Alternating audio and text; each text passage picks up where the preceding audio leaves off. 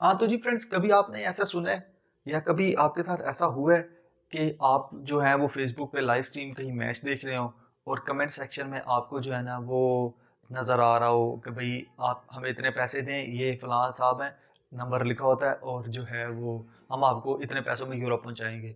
या कभी आप लोग जो है ना वो टिकटॉक पे किसी की ब्रॉड में बैठे हो, कोई ब्रॉडकास्ट कर रहा हो और वहाँ पे आपको कमेंट सेक्शन में नीचे जो है ना वो लाइव स्ट्रीम के कुछ ऐसे कमेंट्स आपको देखने को मिल रहे होंगे। मेरे साथ भी ऐसा होता है, आपको भी ज़रूर मिलते होंगे। ये क्या चीज़ होती है?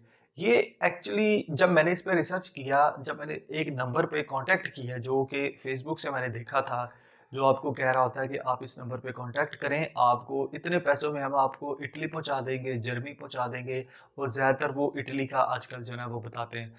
तो जब उनसे कॉन्टैक्ट किया तो वो एक्चुअल में डंकर्स का जो ग्रुप होता है ना, उनके एजेंट होते हैं आगे उन्होंने जो रखे होते हैं, ये बंदों को ब्रेन वॉशिंग करने के लिए, ये उनके नंबर होते हैं, ठीक है? एक्चुअल डंकर का नंबर नहीं होता। अब फ्रेंड्स, बेसिकली आज जो मेरा आपके साथ बात करने का मकसद है ना, वो ये है ना कि एक्चुअली ये डंकर होता क्या है? और जो डंकर डंकी लगवाता है, वो एक्चुअल में डंकी क्या चीज़ होती है, ठीक है? तो अब वैसे तो अगर हिस्ट्री इसकी पढ़ी जाए ना डंकी की, तो इसका तो अभी तक वैसे ही किसी को नहीं पता लगा कि ये जो डंकी लफ्ज़ है, ये एक्चुअल में निकला कहाँ से है या कहाँ से क्रिएट हुआ है या प्रोड्यूस हुआ है। ये ऑब्वियसली मतलब जो डंकी लफ्ज़ है, वैसे तो डंकी का मतलब कुछ और होता है, लेकिन पहले जो लफ्ज़ होता है वो डंकी ही बोलते थे, लेकिन अब इसको बहुत शॉर्ट करके डंकी बोल देते हैं क्योंकि वो पंजाबी स्टाइल में बोलते हैं, ठीक है? ये तो इसकी एक छोटी-सी मतलब तारीफ़ कह लें या इंट्रो कह लें। अब डंकी का जो बेसिकली मतलब है ना, वो जो हम इस्तेमाल करते हैं, वो ये होता है कि आपने इल्लीगल तरीके से बगैर डॉक्यूमेंट के या ऐसी कंट्रीज़ जहाँ पे आपको वीज़ा रिक्वायर्ड होता है जाने के लिए, आप वहाँ पे इल्लीगल तरीके से या बैकडोर तरीके से आपने माइग्रेट होना वहाँ पे जॉब करनी है, स्टडी करनी है, जो भी करना है, ये आपका पर्पज़ है। ये आपने वहाँ करना है। अब ये जो ज़्यादातर काम होता था ना पहले, हिस्ट्री के मुताबिक या रिसर्च के मुताबिक ये काम करते थे पहले जो पंजाब है ना इंडिया का, वहाँ पे ज़्यादा काम होता था। और फिर पंजाब से देखा-देखी जो इंडिया का जो गुजरात है वो तो वैसे ही बहुत माना-ताना हुआ था। ये 2 स्टेट्स जो ना उनकी वहाँ पे बहुत काम होता था। एक्चुअल में सबसे पहले ये पंजाब में शुरू हुआ, इंडिया के पंजाब में। अब आप पाकिस्तान की अगर बात करें, तो पाकिस्तान का जो पंजाब है, वहाँ पे भी ये डंकी बहुत लगाई जाती है। और पाकिस्तान के पंजाब के अंदर स्पेसिफिक अगर आप डिस्ट्रिक्ट की बात करें तो वो वाक़ई ज़िला गुजरात बनता है। गुजरात, झेलम, ये ऐसे ज़िले हैं या ऐसे डिस्ट्रिक्ट्स हैं पाकिस्तान में जहाँ पे आपको हर बंदा बाहर मिलता है।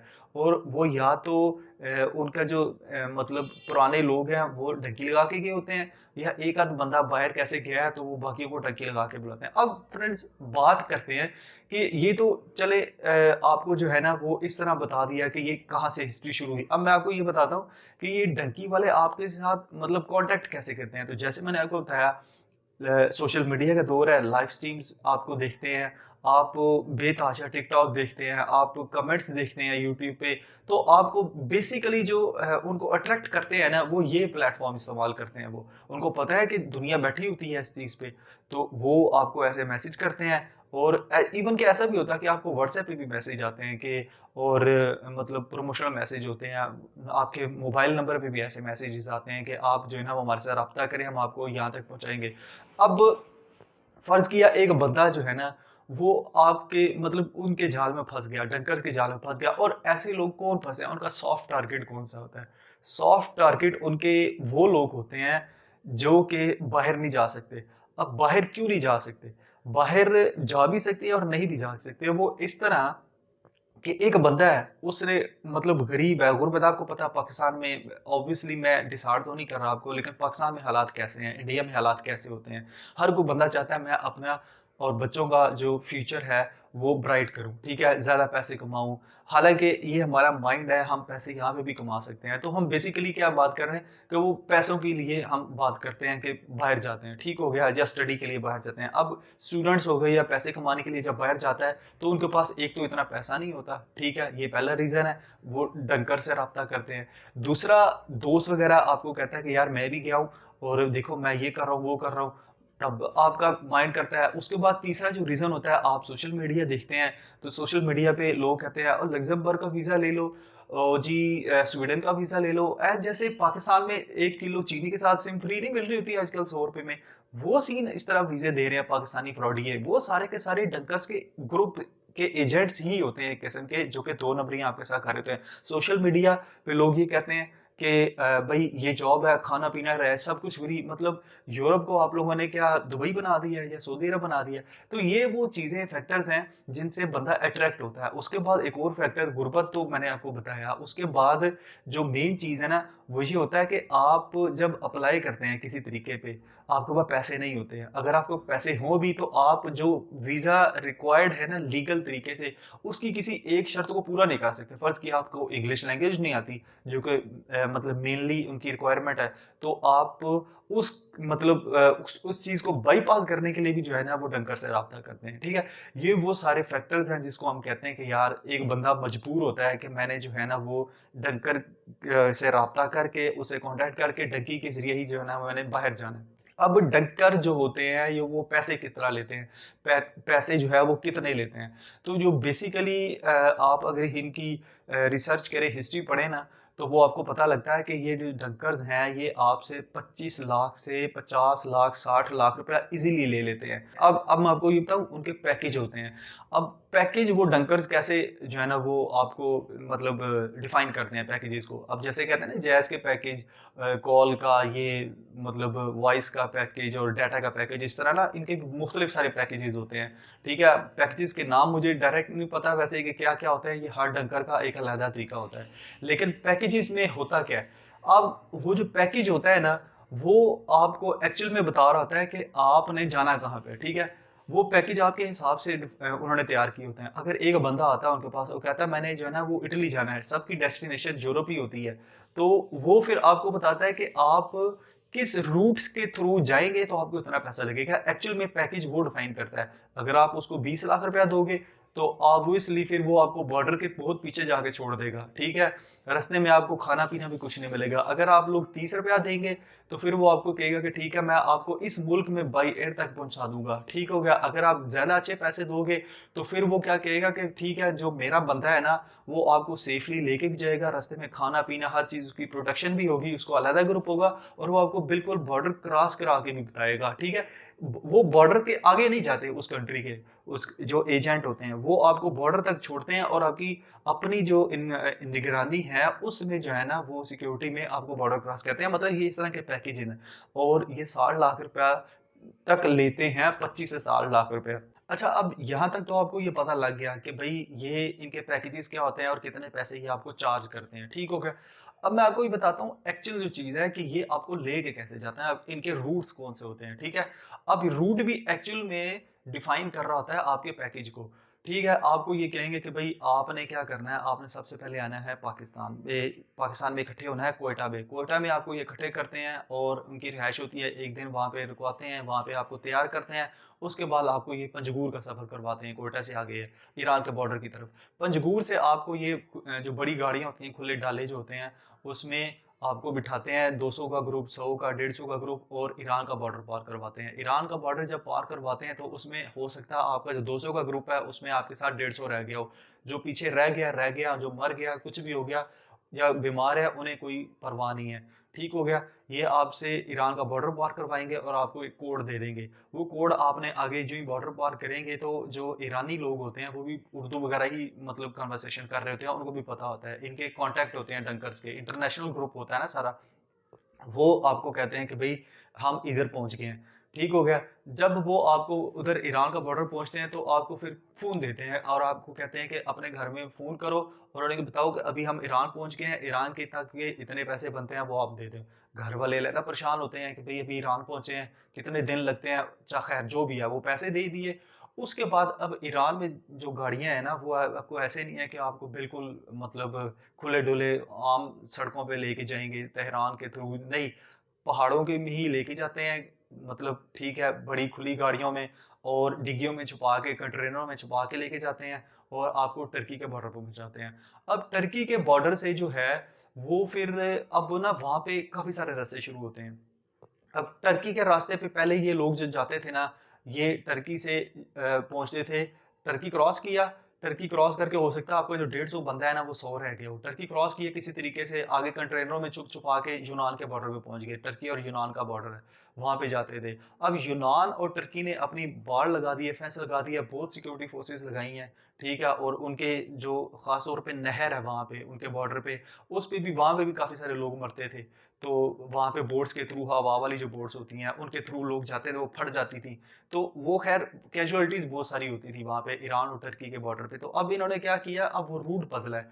अब भी काफी सारे डंकर जो है वो वहां से लेके जाते हैं, वो यूनान लेके जाते हैं, यूनान से आगे यूरोप में फैल जाते हैं, ठीक है। आपको कहते हैं आप ये निकल जाओ आगे पीछे। ये तो इनका बिल्कुल पहला रूट था। अब जो दूसरा रूट ये इस्तेमाल करते थे, ये यूनान से जब इनको पता लगा कि टर्की और यूनान की बड़ी सख्ती हो गई है, तो ये टर्की के दूसरी साइड से निकलते थे और आपको बुल्गारिया लेके जाते थे, क्योंकि बुल्गारिया भी यूरोप में आता है, तो वो टर्की के साथ ही लगता है। तो वो पानी थोड़ा क्रॉस करके तो आपको बुल्गारिया के बॉर्डर पे लेके जाना है। बुल्गारिया से ये क्या करते हैं, बुल्गारिया से आपको सर्बिया लेके जाते हैं, और सर्बिया से आगे जो है वो यूरोप का मतलब पूरा पार्ट शुरू हो जाता है, वहां लेके जाते हैं। अब क्या कहते हैं, अब ये क्या करते हैं, जब पता लगा कि जर्मनी को, अब जर्मनी आपको पता है सुपर पावर है, ठीक है, फ्रांस सुपर पावर है। जब जर्मनी को और फ्रांस को पता लगा कि ये बुल्गारिया वगैरह छोटे मुल्क है कि तो यूरोप ही, तो ये क्या कर, इन्होंने क्या किया, इनको पैसा दिया और इन्होंने फेंस लगाई, बुल्गारिया वगैरह ने, सर्बिया ने, और अच्छा खासी सिक्योरिटी फोर्स में पैसा इन्वेस्ट किया और आपका ये बॉर्डर बंद कर दिया, ठीक है। एक किस्म की आप नहीं जा सकते, नामुमकिन चीज है वहां पे, आप डंकर आपको इस दूसरे रूट पे नहीं लेके जाते, ठीक हो गया। अब जो लेटेस्ट और रिसेंट जो तीसरा रूट है ना इनका, वो ये है कि अब आपको ये नहीं कहते कि आप पंजगूर आओ और कोयटा आओ, तो ये वो, अब आपको वो ये कहते हैं कि ठीक है, सिंपल सा हल है, आपको हम लीबिया लेके जाएंगे, ठीक हो गया। लीबिया में ये क्या करते हैं, लीबिया में फिर वो आपको एक चॉइस देते हैं, ठीक है। मतलब पाकिस्तानी ना जुगाड़ तो निकालते रहते हैं, फिर वो पैकेज वाली गेम आती है। आपको कहते हैं लीबिया लेके जाएंगे, लीबिया आपने ट्रेन से जाना है, आपने बाई एयर जाना है या बाई शिप जाना है। अगर आपको कहेंगे बाई शिप जाना है आपने, तो वो आपको कहेंगे ठीक है भाई, आप हमें 35 लाख रुपया दें, आपको जो है ना इधर पहुंचा देंगे। पहले वो आपको दुबई लेके जाते हैं, दुबई से डायरेक्ट लीबिया की फ्लाइट तो नहीं जाती, दुबई से वाया किसी जगह मुल्क से रुकेंगे और आपको फिर लीबिया पहुंचाएंगे, ठीक हो गया। ये इनका प्रोसेस होता है, और आपको इतने पैसे लीबिया में पहुंच के आपको पे करने हैं, ठीक हो गया।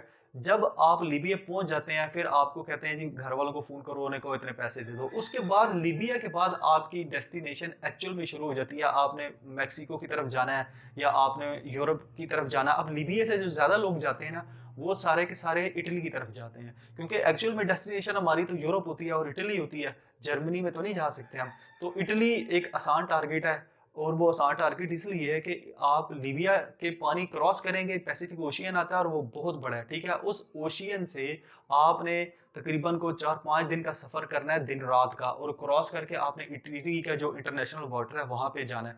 अब इंटरनेशनल वाटर जो इटली का है, बॉर्डर जो है, वहां पे पहले उनकी सिक्योरिटी फोर्सेज होती हैं, और वहां पे लोगों की इंटरनेशनल यूरोपियन यूनियंस की एनजीओज भी काम कर रही होती हैं, ठीक है। मैंने काफी सारी डॉक्यूमेंट्रीज भी देखी हैं, वो आपको रेस्क्यू करते हैं। अगर तो आपको उन्होंने रेस्क्यू कर लिया, तो आपको 2 दिन उधर अपने कैंप में रखेंगे और उसके बाद वापस भेज देंगे। लेकिन अगर जो है वो आप नहीं पकड़े जाते हैं, आपकी किस्मत है, आप किसी तरीके से पानी में भी नहीं डूबते हैं, जैसे कि आपको पता है कि कितनी एग्जांपल्स हो चुकी हैं, पाकिस्तान के कितने 200-200 बंदा मर चुका है कश्ती डूबने से ही। तो ये आपको फिर इटली पहुंचा देंगे। इटली में आपने फिर जब पहुंच गए, तो आपने कैसे रहना है, किधर को फैल जाना है, किधर कौन से यूरोप के मुल्क को निकल जाना है चुप चुपा के। ये भी आसान कहानी नहीं है, ये बहुत मतलब दिल भरियां कहानी होती है, दुख भरी कहानी होती है।